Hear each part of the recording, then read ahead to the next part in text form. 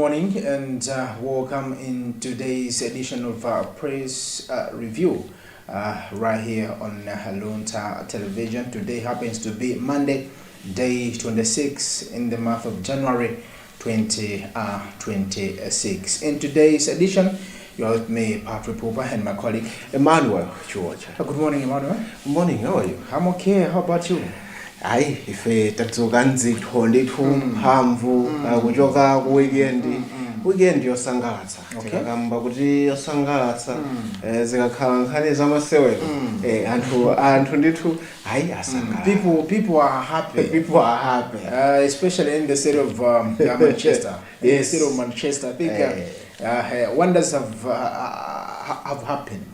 Yeah. Anyway, that's Emmanuel Chocha.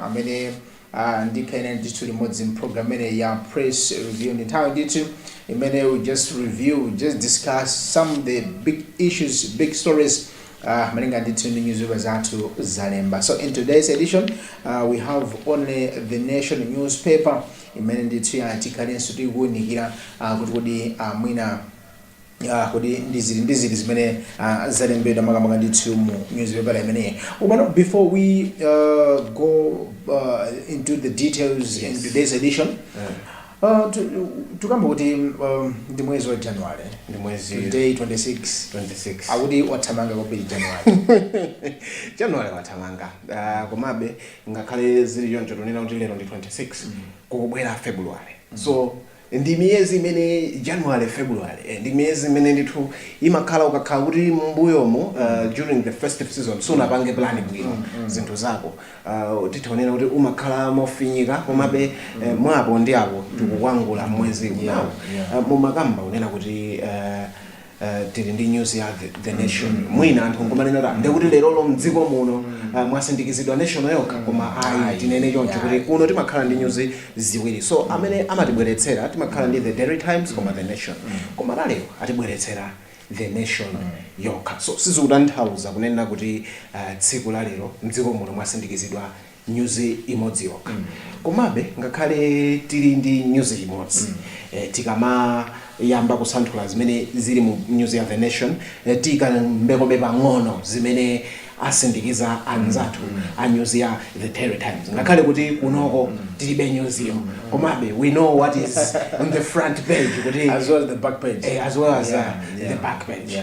Ndithu chabono, let's start our program of press review. Ndiye tichite yonchi bwana nangasi tukamba kuti muri ndi the Nation ino muliya ineyo ndi the Daily Times imene tangoona the front page koma ili moto. So nkhani kwambiri imene yanyamula newspaper ya the Daily Times tsiku la lero ikugamba za ogulitsa chimanga mdziko mwathu muno. Mukudziwa inu kuti anthu adalima chimanga chochuluka kwambiri ndipo taona matraki miyanda ndithu tigwiritsa ntchito chichewa choterocho mukadutsa mchilambula road ku Admark kuja kufika mchilambula road kumakhala ndithu kuli matraki ochuluka. Even the new interchange, yes, ndithu kuli matraki ochuluka dzulo anthu amene ndithu ena mwa alimi adachita dzionetsero kuyika masamba kutseka ndithu msewu umenewu wachilambula mukuti kwa kanthawi kochepa ndithu anthu adavutika kuti adutse kumeneko. Nkhani yake akuti akupanga protest ndithu zimenezi za chimangazi. So I know you had a chance of going through you kamba zotani nkhani yo kwakukulu makamaka nkhani imene ndi nkhani yakulu kwambiri imene taona kuti ndithu Minister of Agriculture ndithu ndi olemekezeka Fachi Ambirizi amenenso ndithu yayi mbuyomu anafotokoza nena kuti magalimoto amene wasakufuna kuti adzikhalitsa akufuna kuti mwina kugulitsa chimanga chimenechi kuyende msanga anthu asamagone palaini zimene zikuchitika pano madriver ambiri komanso alimi ambiri amene abitsa chimanga kumeneko akugona palaini. Ndiyeno you can see kuti the Daily Times ndimene yafotokozera ikufotokoza ngati kuti ndikuti boma ndalama palibe boma zoti agulire ndithu alimi amene chimanga ndalama palibe. So ndizimene zikufunikira so kuti mwina ngati dziko tiunikire kuti ngati ndalama palibe ndikutibe anthu amene akhale bakuvutika munjira zosiyana. If we are saying kunena kuti zikuoneka ngati kuti ndalama palibe, now ndimalingalira kunena kuti kodi chifukwa chani nanga si kuchoka ku Malawi kuno kupita kukagula chimanga ku Zambia, it means tidayuza foreign currency. Exactly. Now had it been kuti tidayuza tidagula chimanga mdziko mwathu muno chifukwa izi zatipatsa chithunzi kunena kuti ukhala ngati anthu amabisa amasunga chimanga. Okay, mwina ndikhoza kamba kuti mwina anthu amabisa ka masunga komano ndi business.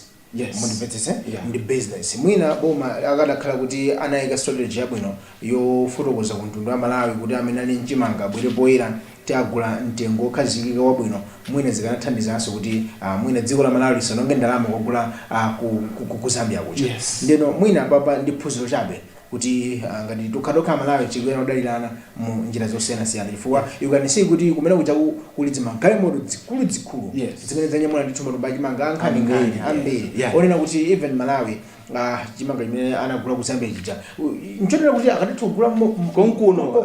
And what you are saying is very unenoted akatha kuseva forex yochuluka, because at the end of the day it's not only forex imene imakhulitsidwa ntchito kuchimanga. We talk of mafuta agalimoto timagwiritsa ntchito forex ifati mapanga import kunja. So ndi izinthu zokuti I think imene wanenera muja mwina boma limayenera kubwera poyera komanso mwina kubwera chitsogolo akamapanga ma decision ena akuyenera kubwera poyera ndi cholinga chokuti Amalawi amene ali kuthekera amene ali ndi zinthu zomwina azitha kutuluka mu nthawi chifukwa dziko la Malawi tinenere mosabisa yayi ndi dziko limene kula anthu olimbikira, kula anthu ochilimika, kula anthu onena kuti yayi nkhani za ulimizi iwo amazitenga ndithu makamaka patsogolo kwambiri. Ukhozo ndikhulupirira bwino lomwe makamaka kudedza kuli chakuthete uko kwa lobby kumene kujaku kula alimi amene amalima chimanga cha nkhani-nkhani, kula alimi amene amazindikira kuti ngati dziko la Malawi kuti liyende ndi chakudya.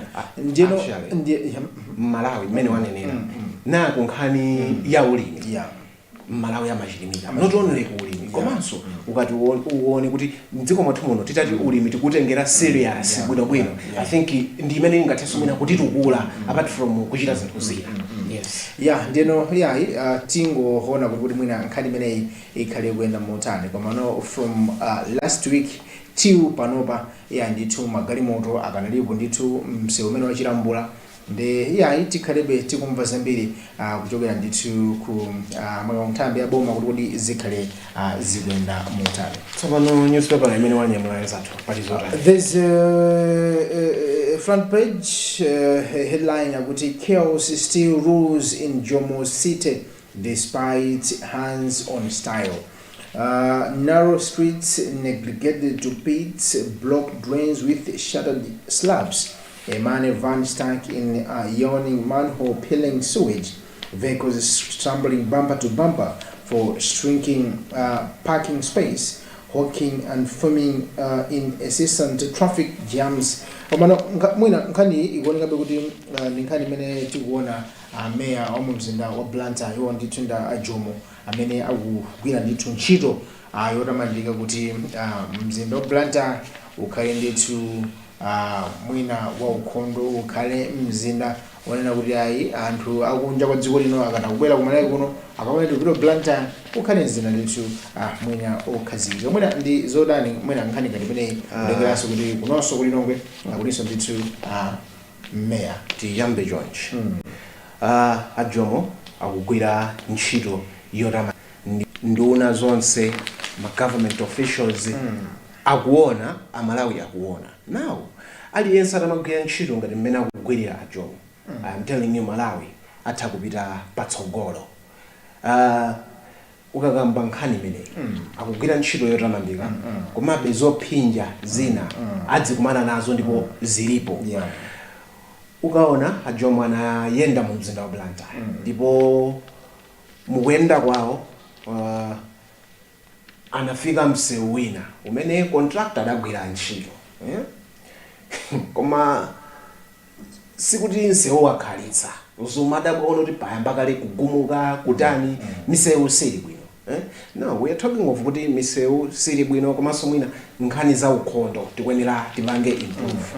Kodi what can we do? Number one, ndinazikonda zimene analankhula ameya Jomo atayendera msewu umene ndangoyiwala dzina lake amadutsa ndithu unena kuti contractor amene amagwira ntchito apa akwenera adziwike abwerenso, because inuyo mudakatha kungoyima ndi chaka ndikumakanganula talaucha bwinobwino koma nkono kuti akuti msewu wangokhala kama period kochepa. Now izi ndi zinthu zokuti ndi dziko lathu tisamakhale ngati kuti munomo tupanga molenti kuti si chathu titulukamo tsiku lina tidzabwerera wathu, of which the way tikugwirira ntchito tiye tigwire ntchito modzipereka, tigwire ntchito yotamandika yabwino zinthu zolimba. Ukukamba zoti kulilongwe kuli meya, kulilongwe yes meya aliko, ndipo mameya onotonere kulilongwe, kumzuzu aliko meya, ku Blantyre aliko meya.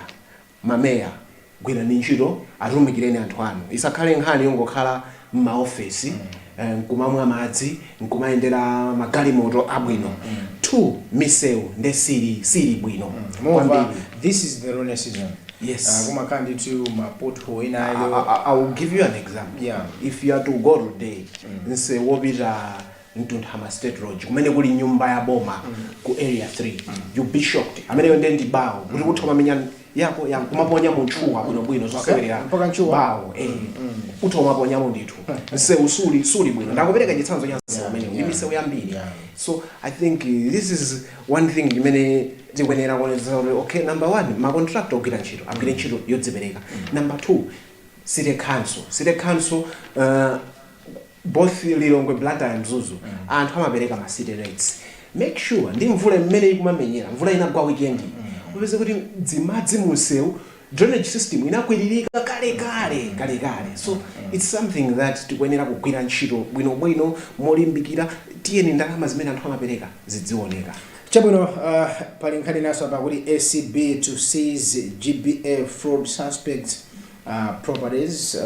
The Anti-Corruption Bureau ACB says it will initiate civil asset proceedings for various properties suspected to be proceeds of crime belonging to suspects linked to the 36.7 billion fraud at Greenbelt Authority. That's a GPA, and the SCB Acting Director General Gabriel Chambezi said in a statement on Friday that the suspects, who so far are 11, have been formally charged and granted bail. And, these arrests include GBA Chief Executive Officer Eric Chizungu, Director of Irrigation Operations Chisomo Kumbuyo, Irrigation Engineer Chester Chikwere, Director of Finance and Investment Linda Perry, Procurement and Asset Disposal Manager Masao Tsukamoa, and Infrastructure Development Manager Snowden Kauti. Others are Managing Director of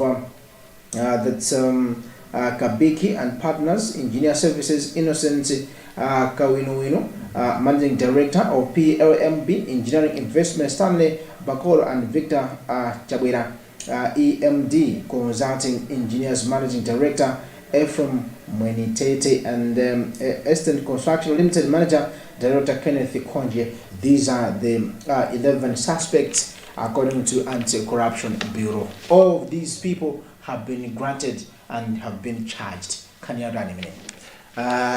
Bungwe lotana ndi kalangale ndi ziphuphu la SCB lidagwira anthu amene ndithu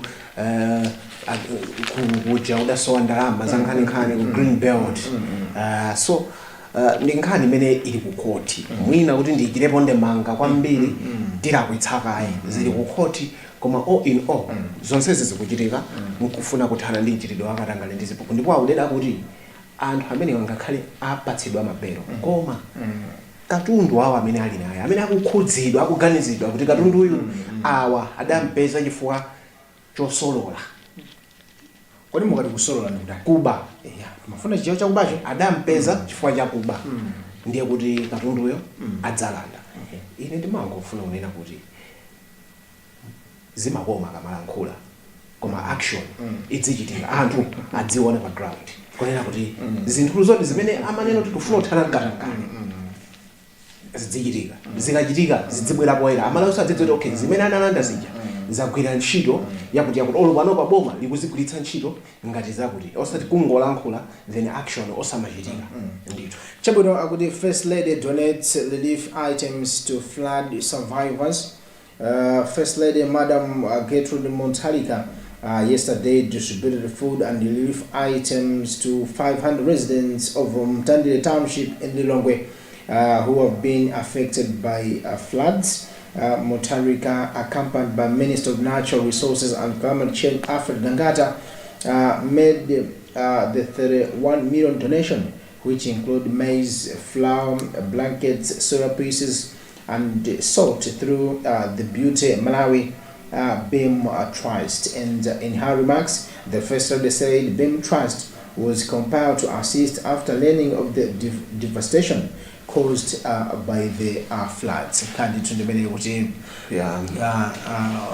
mai wafuko amene ndithu yayi anaona kuti ndi chinthu chofunikira kwambiri kuti akathandize ndithu anthu amene anavutika ndi madzi kumene kuti ndi ku Mtandile kumene ndi kudera la olemekezeka Alfred Gangata. And we saw also kuti some parts of Lilongwe, that's in Kisapo, kumene koso ndithu taonanso byayi mtu mmodzi mpaka ndithu watisiya kudze kumamaka kutsalira mvula mphamvu imene inagwa ndithu makamaka sabata yatha. Muna ndi zinthu zotani seeing the First Lady and anthu akufuna kabwino 31 million kwacha kukathandiza ndithu anthu kanamenewa. Ngati mayi timadziwa chikondi chimene mayi pakakhala pa nyumba amakhala nacho, so anthu agweredwa zovuta mayi wafuko ndi bungwe lawo la Beauty Malawi anaganiza kukayendera kumeneko tingonena kuti tiyayamikire komanso tiyeni mwina makampani tisasire boma lokha tiyeni tigwirane manja pa nthawi imene anthu ena avutika mdziko muno kwa amene ataya abale awo chifukwa cha ngozi ngati zimenezi tinena kuti mzimu wawo usemu mtendere Mulungu awafungatire pa nthawi ngati imeneyi. Chabwino nkhani yake ndithu ndimeneyo mwina you go straight to the business because ndikaona papande kuti we are remaining with I would say 5 minutes to go. Yes. Okay, let's see what we do business. You go straight to arts and culture. Yeah, maybe okay. Donated to arts and culture. Arts and culture, there's a story. Mene ugambuli and poet Isaac Kadankowa wins Malawi has talent season 2. Over the weekend, Saturday, yeah. Kunali mwambo mpikisano mene wa Malawi Got Talent, of which taona ndithu Nyamata Wandagatulo. Actually, and I say this guy he deserves to win 35 million. Anapanga zinthu ndakatulo zabwino. So all the best. I say ndalama wayiwina nthawi imene ndalama ikuvuta. Ayigwiritse ntchito bwino kwambiri. Yes. Must tipange commend the Goshen City for coming up and kuthandizira zinthu ngati zimenezi ndizofunika kwambiri. Chabwino timalize program yathu ndi the back page ya the nation akuti Silver get the crown. Komanso paliso inaso apa kuti Bullets fans share quit ask owners to fulfill promises. Komanonkhana yakulu ndi imene ndithu Silver Strikers ladies have been crowned the champions of National Bank of Malawi Women's Premiership. Pamene tukamba kuti ndithu zonse zachitika dzulo pabola Silver mu mzinda wa Lilongwe. Munapitako? Yeah, I was there. Okay. Mwina, that is the back page. Exactly. We know what it is about sports. Mwina, before we go, chimene tingafotokozere kuti at 11 we have a lot of issues, stories concerning about the sports. You know kuti ndithu kumene kuti mayisetsa kuti Malawi azidziwa chonadi. Yes. And there's also another big story imene tukamba kuti ndithu Bullets fans chair quit imene iwonetsa kuti ndithu nkhani imene ndimene solikhaidi kuonekera kwambiri makamaka mu sports review. So Silver Strikers is out of Castel Challenge Cup. So we have a lot. Amene so tukamba kuti Goshen City aberingaso ndithu 10 million kwacha just to give thanks to my player at team Adedza. So you can see we have Yeah, a lot. We have a to- lot here. Okay. Sure. chabwino apanso ndipo pantsiriziro pa program yathu ya press review mawa lero munali ndine Emmanuel Jocha komanso mzangayo Patrick Pupa tikuti pelisani kuonera kane mawa Luntha makomanonse.